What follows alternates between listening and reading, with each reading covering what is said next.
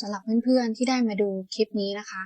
คลิปนี้คือสารที่แจ้งถึงเพื่อนมนุษย์ทุกคนให้ทราบว่าไทม์ไลน์ที่เราอยู่ตอนนี้คือการเข้าสู่ยุครีเซ็ตยุคสุดท้ายของโลกเราแล้วนะคะ ฉะนั้นเพื่อนๆทุกคนท่านใดที่ปรารถนาไม่ต้องการที่จะรับรู้เหตุการณ์ในช่วงรียุคที่กำลังจะเกิดขึ้นที่เต็มไปด้วยความยากไร้ความทุกข์ทรมานสารนี้มีมาเพื่อช่วยเหลือเพื่อกวาดต้อนเพื่อนมนุษย์ทุกดวงจิตที่ยังพอมีแสงสว่างนะคะเพื่อพากันนำดวงจิตนั้นไปเก็บอย่างที่ปลอดภัยโดยจะมีการกล่าวคำปวารณาร่วมกันนะคะซึ่งคลิปเสียงนี้เป็นคลิปเสียงจากการประชุมร่วมกันระหว่างกลุ่มจิตจักรวาลและก็กลุ่มตื่นทองนะคะโดยมีครูอ้อนะคะที่มาเป็นแขกรับเชิญในวันนั้นและเป็นผู้พากล่าวคำปวารณาร่วมกันเชิญเพื่อนๆทุกท่านรับฟังคลิปได้เลยค่ะสิ่งที่อ้อจะมาพูดในวันนี้นะคะเป็นสิ่งที่ต้องขอแจ้งสักนิดหนึ่งว่าไม่ได้เป็นการมาเพื่ออภิญญาแต่อย่างใดนะคะไม่ได้เป็นการมาเพื่อมาสร้างนะคะความคิดความกลัวให้กับท่านสมาชิกหรือมาสร้างความกังวลนะคะจนเลยขอบเขตให้กับสมาชิกแต่การมาในครั้งนี้นะคะเราเป็นการเตรียมตัวเพื่อจะรับมือนะคะกับจิตวิญญาณของเราในภายภาคหน้านะคะถามว่าเมื่อเราดับสังขารไปแล้วเราจะล่วงรู้ได้อย่างไรตัวตนเราไม่มีโอกาสรู้ค่ะเพราะฉะนั้นเนี่ยในวันที่ดวงจิตยังอยู่ในกายสังขารในวันนี้นะคะสิ่งที่เราทำได้คือเรารู้ปัจจุบันในทุกๆวันเพื่อให้ปัจจุบันมันสอนเรานะคะเพื่อให้ปัจจุบันเป็นตัวนำพาดวงจิตเราไปสู่โลกหน้าและอนาคตนะคะทุกคนที่อยู่ในห้องจิตจักรวาลและในห้องตื่นทองล้วนแล้วแต่มาด้วยความรู้สึกไม่เหมือนกันนะคะสภาวะการตื่นรู้ต่างกันนะคะกระบวนการก็ต่างกันเพราะฉะนั้นเนี่ยสิ่งที่อาจารย์ฮัทพูดทั้งหมดนั่นคือสิ่งที่ถูกต้องนะคะการเข้าใจและการไม่ตัดสินสิ่งสำคัญที่สุดเนาะคือการเมตตาและความรักนะคะ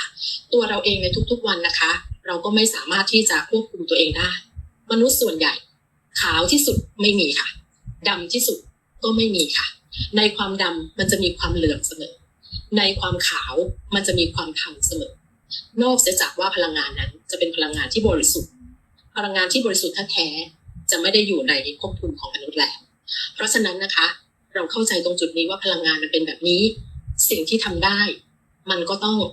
ปรับในตัวเราก่อนให้เราเข้าใจสภาวะในแต่ละวันของเราส่วนตัวอ้อนะคะในสิ่งที่อ้อได้รับสารมาจะบอกว่าโลกเราณปัจจุบันนะคะมันมีการเปลี่ยนถ่ายอยู่เสมอในทุกๆวันนะคะมันไม่ได้เปลี่ยนถ่ายแค่ที่จะบอกว่ายุคนี้จะเปลี่ยนหรือว่าอนาคตจะเปลี่ยนไอ้เรื่องนั้นมันเปลี่ยนอยู่แล้วนะคะแต่ที่เปลี่ยนทุกวันมากกว่านั้นก็คือสิ่งที่เกิดขึ้นแล้วเรารับรู้ได้นะคะไอ้การรับรู้ได้ของเราเนี่ยมันคือการเปลี่ยนตัวนะคะสารที่ลงมานะคะสู่อ้อมันก็จะเป็นรูปแบบของการให้มนุษย์เตรียมตัวและการกวาดต้อนพลังงานทั้งหมดที่เป็นดวงจิตที่พอจะช่วยเหลือได้นะคะให้ไปสู่ทางรอดในที่นี้นั่นหมายถึงว่าคุณเองก็จะต้องเป็นผู้มีแสงอยู่บ้างนะคะผู้มีแสงอยู่บ้างในที่นี้คือในตัวตนของเรานะคะเราจะมีพลังงานที่รายล้อมเราที่เกิดจากการกระทำของเรานะคะที่เกิดจากสิ่งที่เป็นดวงจิตของเรานะคะเพราะฉะนั้นเนี่ยคนที่พอจะมีแสงอยู่บ้างในที่นี้อาจจะไม่ได้สว่างจ้าแต่แสงนั้นมันก็ยังเห็นรายล้อมอยู่นะคะการใช้ชีวิตประจำวันถ้าพูดง่ายๆก็จะมีการทำความดีไม่ได้ผิดศีลอะไรไม่ได้ทำให้ใครเดือดร้อนหรือคิดคดทุจริตนะคะหรือไปทำให้สิ่งที่มันเกิดมหันตภัยกับครอบครัวคนอื่นหรือความเจ็บช้ำน้ำใจทุกข์ยากแสนเข็ญให้คนอื่นอันเนี้ยเราใช้ชีวิตแบบมนุษย์ทั่วไปที่รู้นะคะว่าเราจะต้องเดินชีวิตแบบไหนนั่นคือผู้มีแสงทุกคนเราจะไม่เป็นตีตาดวงจิตไหนว่าดวงจิตนั้นมืดดำนะคะหรือดวงจิตนั้นไร้ความสว่าง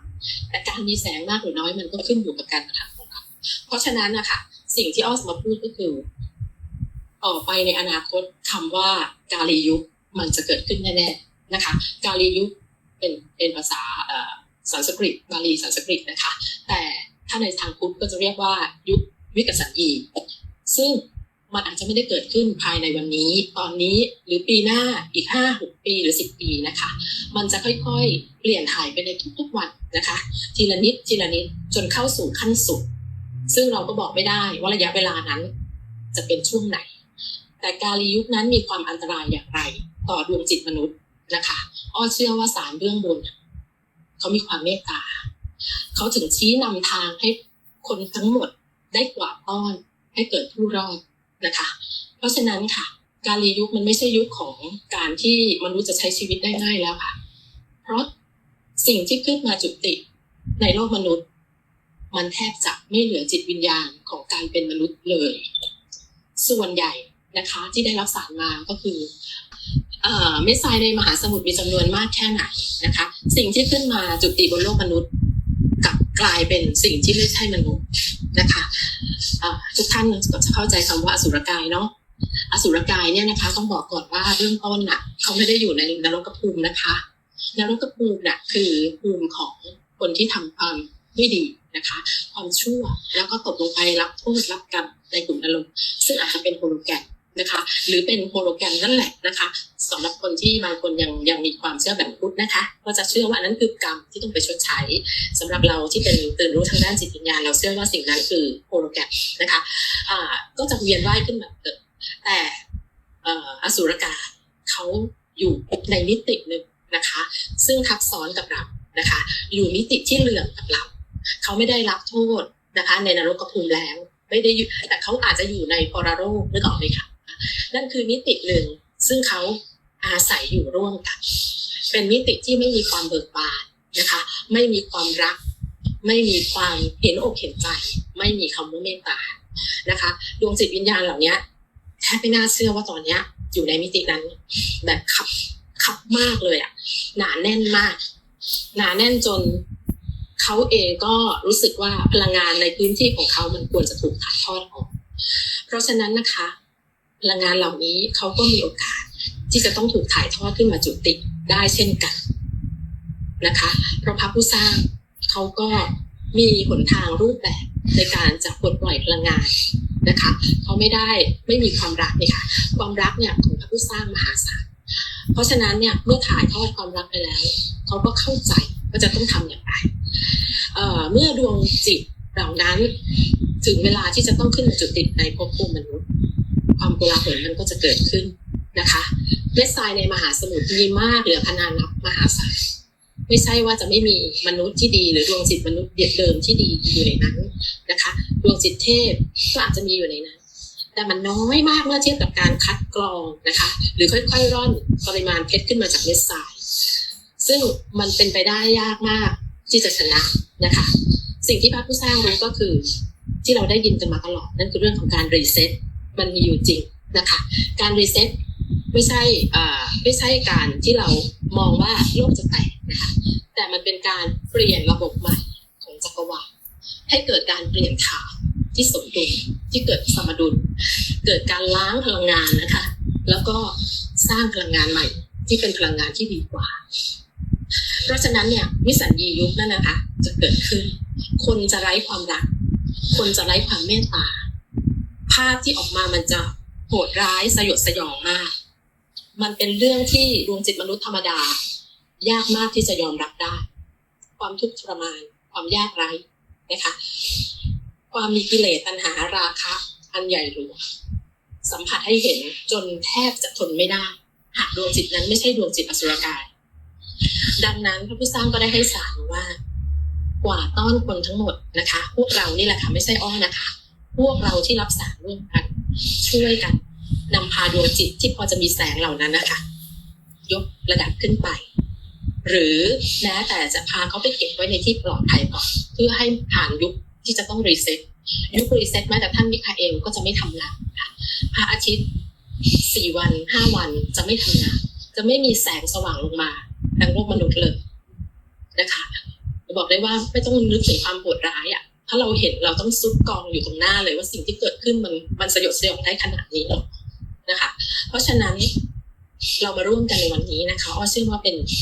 นิมิตหมายที่ดีมากๆในการที่จะสร้างคำปวารณาร่วมกันเพื่อปกป้องดวงจิตของเรา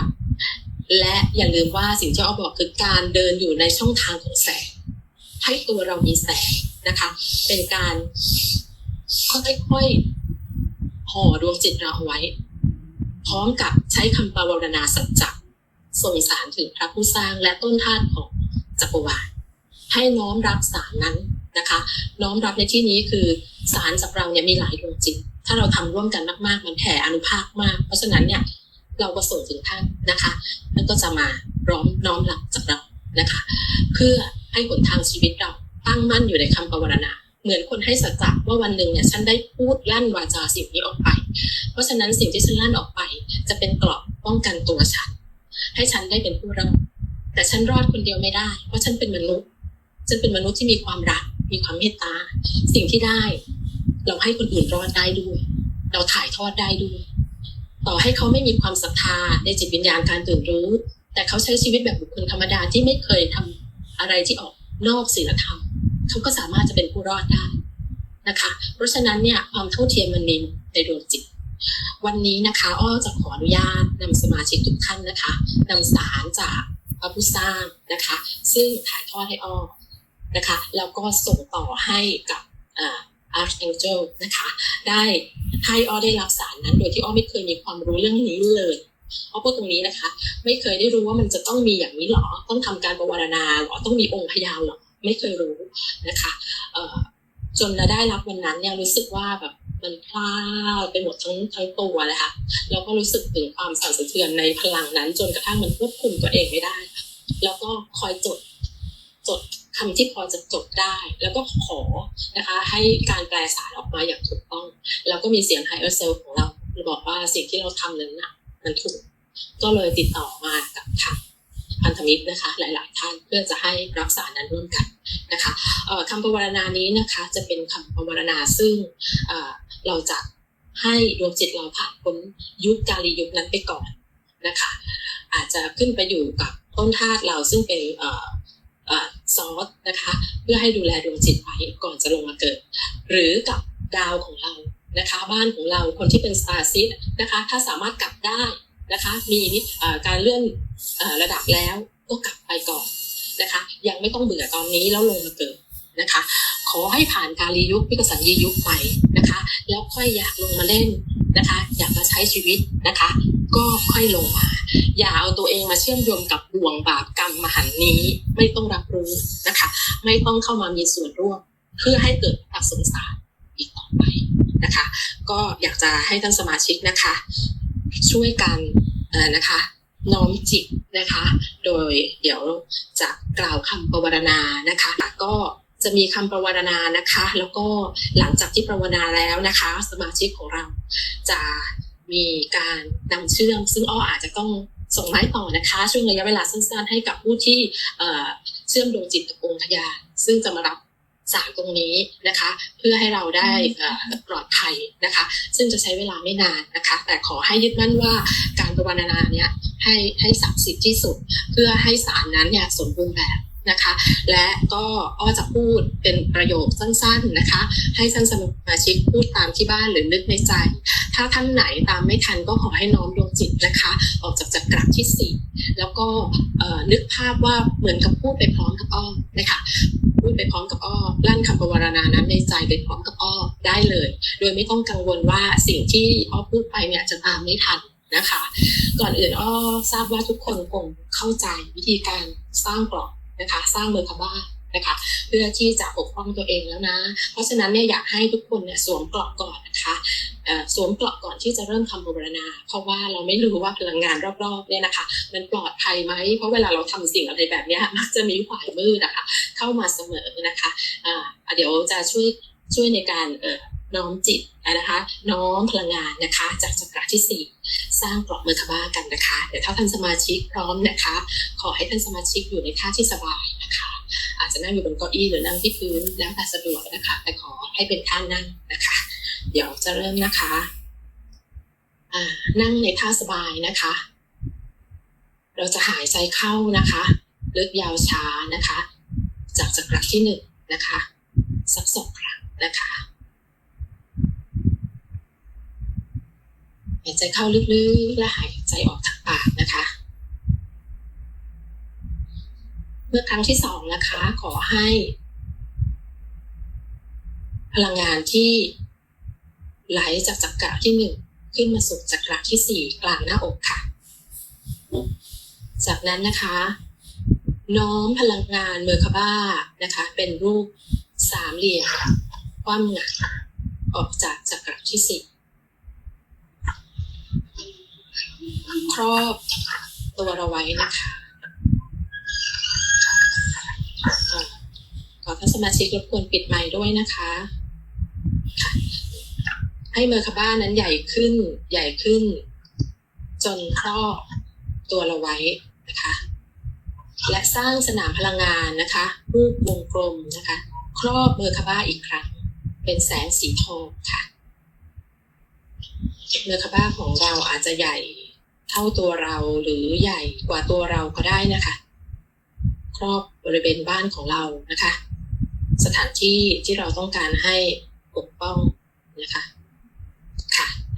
และหลังจากครอบเมอร์คาบ้าแล้วไม่ต้องห่วงนะคะพลังงานนี้จะยังคงอยู่กับเราจนเสร็จสิ้นกระบวนการปวารณาเราไม่จำเป็นต้องคอยวิตกกังวลว่าเราจะต้องครอบเมอร์คาบ้าตลอดนะคะเมื่อสร้างแล้วเมอร์คาบ้าจะคงอยู่อย่างนั้นนะคะโอเคหลังจากนี้อ้อขออนุญาตเข้าสู่กระบวนการปวารณานะคะขอให้สมาชิกทุกท่านนั่งในท่าสบายนะคะใครสะดวกหลับตาให้หลับตานะคะใครสะดวกลืมตาก็ไม่ว่ากันแต่ขอให้อยู่ในสถานที่ที่สงบนะคะ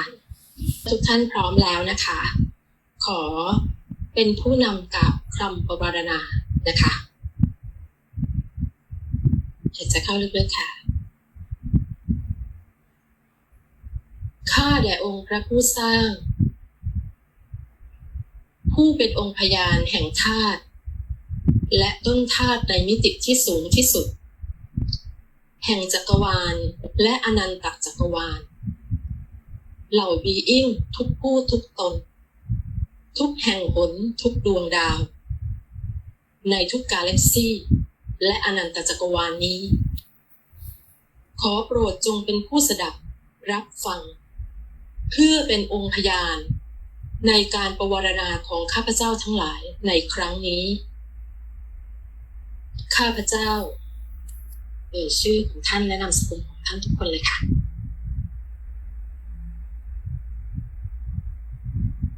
ขอตั้งคำปวารณาสัจจะต่อองค์พยานทั้งหลายหากกายสังขารของข้าพเจ้าในครั้งนี้มีอันต้องดับลงการเปลี่ยนถ่ายดวงจิตมีอันต้องละออกจากกายสังขารนี้แล้วเมื่อการเวลานั้นมาถึง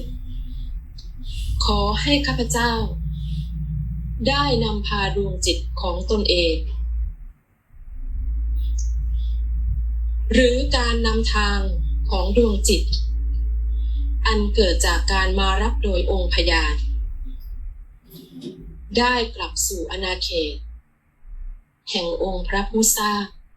โดยตรงอันเป็นอาณาเขตแห่งความสงบสว่างไสวและความว่างละวางทุกอย่างได้อย่างสูญสิ้นโดยหากมีความจำเป็นด้วยเหตุผลอันใดที่ต้องกลับมาจุติในกายสังขารแห่งโลกหน้าอีกครั้งอันเกิดจากเหตุผลหรือพันธสัญญาที่ตกค้างที่ไม่สามารถหลีกเลี่ยงได้ก็ขอให้การจุตินั้นไปสู่ที่ปลอดภัยและมีความสว่างไสวที่สุดหาใช่โลกมนุษย์ในยุคที่เรียกว่ายุควิกสัญญีหรือกาลียุคอันมีแต่ความโหดร้ายป่าเถื่อนความน่ากลัวความทุกขเวทนาทุกข์ยาก ลำบากเข็นใจ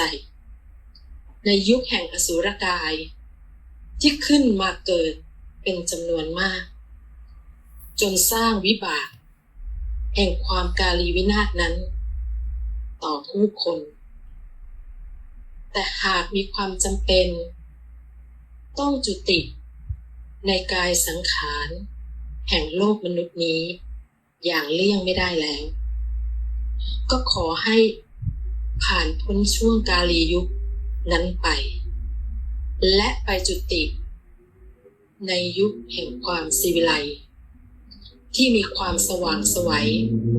ทั้งทางโลกและทางจิตวิญญาณเท่านั้นอีกทั้งข้าพเจ้าทั้งหลายไม่ขอเชื่อมโยงดวงจิตเพื่อไปรับรู้ถึงความวิปริตอำมหิตโหดร้ายไร้ศีลธรรมในกาลียุคนั้นโดยเด็ดขาดอันก่อให้เกิดการจองจำใดๆของดวงจิตผู้อื่นและตัวข้าพเจ้าเองทั้งหมดทั้งสิ้นในกาลียุคณบัดนี้ข้าพเจ้าขอเชิญองค์พยาน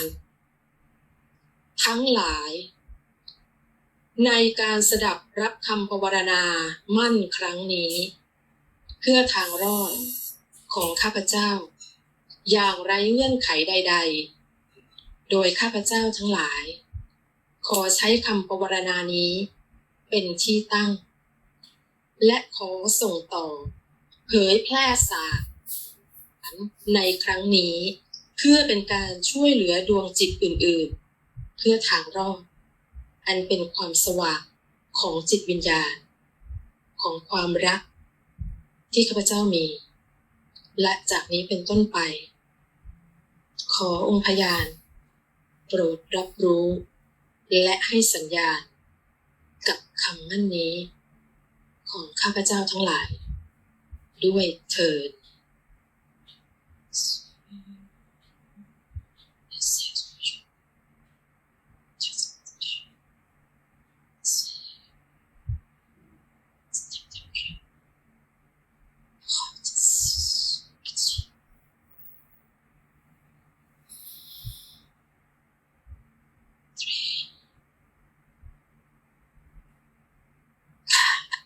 เมื่อทุกคน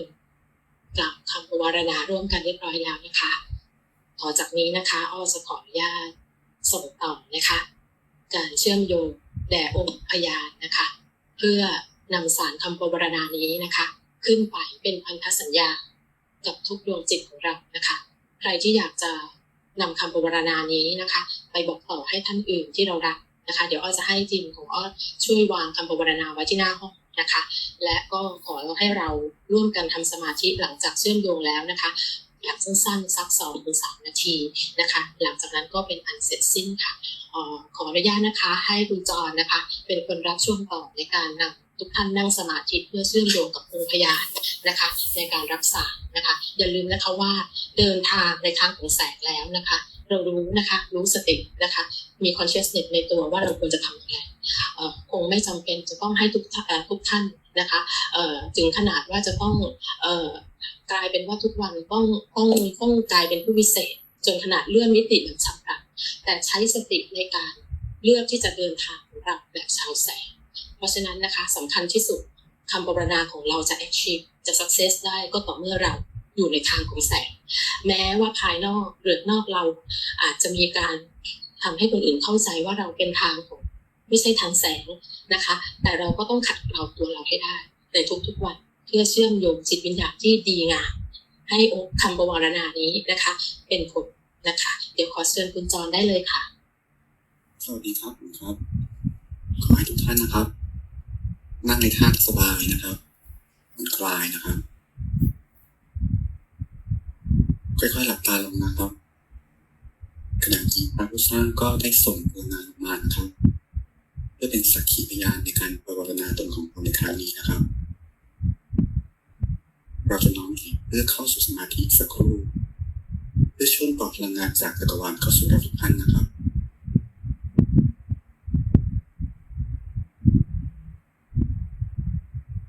นะครับ นั่งในท่าที่สบายที่สุด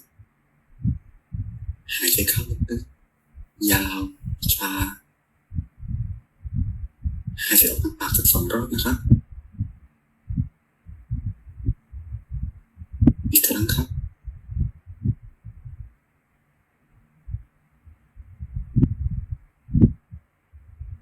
มีความรู้สึกกับลมหายใจนะครับ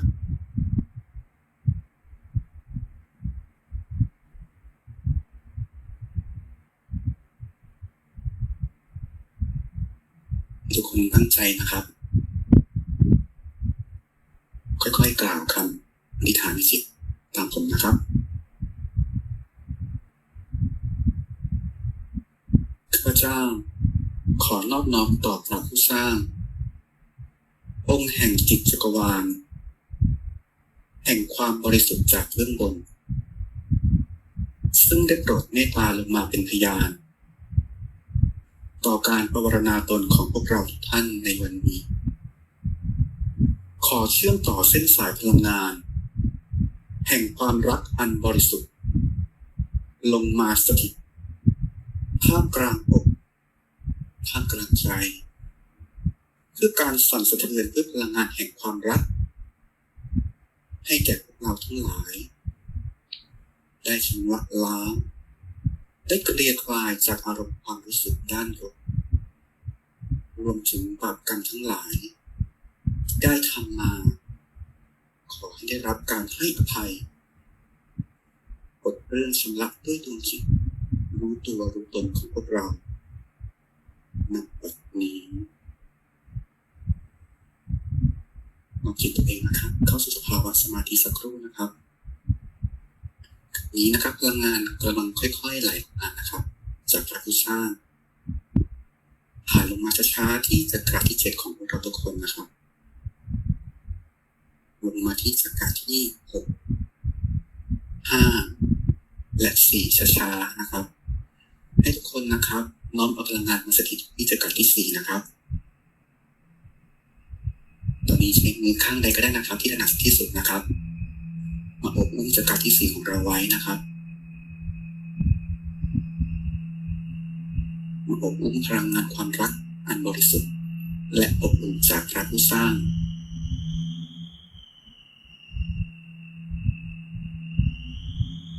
รักษาระดับลมหายใจไว้นะครับหายใจเข้าลึกหายใจออกยาวใช้สติมีอยู่กับลมหายใจปล่อยวางความคิดฟุ้งซ่านทั้งหลายวางไว้ข้างๆก่อนนะครับเราจะอยู่กับสภาวะ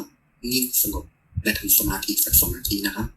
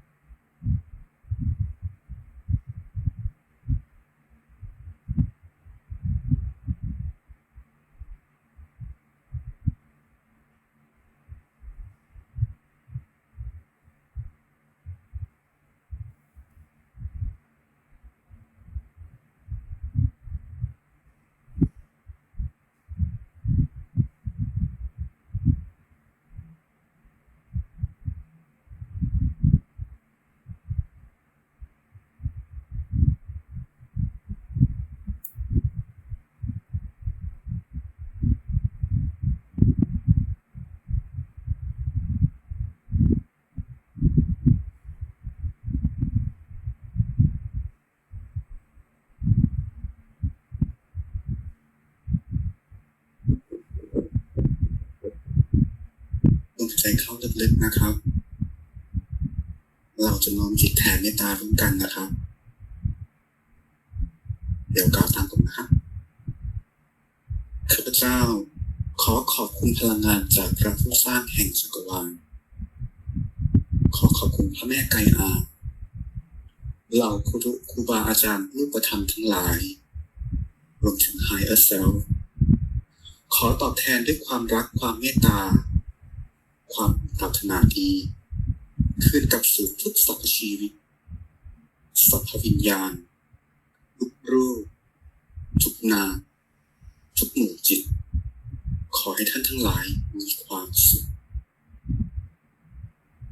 ค่อยๆน้อมจิตของเรากลับมาช้าๆนะครับสูดลมหายใจลึกๆและผ่อนออกทางปาก2 รอบนะครับแล้วค่อยๆลืมตาขึ้นมานะครับขณะนี้พลังงานก็ยังคงไหลลงมาอยู่ต่อเนื่องนะครับขอให้ทุกคนจดจำสภาวะพลังงานนี้ไว้นะครับขอให้ทุกท่านนะครับมีความสุขนะครับขอบคุณครับ คุณนะคะคุณจอนค่ะค่ะก็เสร็จสิ้นคำภาวนาแล้วนะคะก็ขอให้ทุกคนนะคะเหมือนที่บอกเมื่อสักครู่คือเดินในทางแห่งแสงนะคะรู้สติในทุกวันนะคะแม้ว่าชีวิตในโลกมนุษย์มันจะขึ้นลงนะคะด้วยความมีอัตตามากแค่ไหนแต่สุดท้ายเนื้อในต้องสว่างนะคะเพราะฉะนั้นอ้อเป็นกำลังใจให้กับทุกดวงจิตทุกจิตวิญญาณนะคะอย่าลดทอนตัวเองนะคะถ้าเชื่อมั่นว่าเรามีแสงนะคะใครก็ดับแสงเราไม่ได้ความเชื่อมั่นสำคัญที่สุดนะคะและขอให้ทราบไว้ว่าการรียุคนั้นความน่ากลัวมันไม่ได้เป็นผลดีกับเรามันไม่ใช่โฮโลแกรมนะคะไม่ใช่โฮโลแกรมมันคือการรีเซ็ตเพราะฉะนั้นแล้วมันอยู่เหนือโฮโลแกรมขึ้นกลับเราไม่สามารถควบคุมอะไรได้ถ้าโฮโลแกรมเรายังควบคุมได้นะคะเพราะฉะนั้นมันน่ากลัวจริงๆนะคะมนุษย์น้อยมากดวงจิตวิญญาณที่จะไปต่อสู้กับสุรกายนะจะมองภาพได้ถึงขนาดว่าครอบครัวเดียวกันเริ่มเห็นแล้วนะในยุคนี้นะคะมีเพศสัมพันธ์กันเองนะคะมนุษย์ฆ่ากันตายด้วยแทบจะเรื่องแย่งของชิ้นเล็กๆนะคะหรือแม้แต่สงครามที่จะเกิดขึ้นมันก่อให้เกิดความหิวกระหายความปวดร้ายนะคะสติปัญญาในมนุษย์ไม่มีนะคะต่อภัยได้ไม่มีนะคะเพราะฉะนั้นมันน่ากลัวถึงขนาดนี้ถึงขนาดท่านมิคาเอลนะคะท่านลาฟาเอลต้องดับดวงอาทิตย์เพื่อให้เกิดการรีเซ็ตใหม่นะคะเพราะฉะนั้นเนี่ยยิ่งพูดยิ่งรู้สึกอยากจะร้องไห้ขอให้ทุกคนนะคะมีกำลังใจในการส่งต่อสารนี้แล้วก็ช่วยส่งเสริมจิตวิญญาณทุกดวงให้ก้าวข้ามผ่านเราขอมอบนะคะดวงจิตของเราไว้ในที่ปลอดภัยเราไม่ได้ต่อรองกับผู้สร้างนะคะเราต้องการเท่านั้นและไม่มีการขัดขวางคำภาวนาของเรานะคะเพราะฉะนั้นมันคือความบริสุทธิ์ใจที่เราไม่ต้องการเข้าไปรู้เห็นในบ่วงนี้อีกต่อไปขอขอบพระคุณทุกท่านนะคะ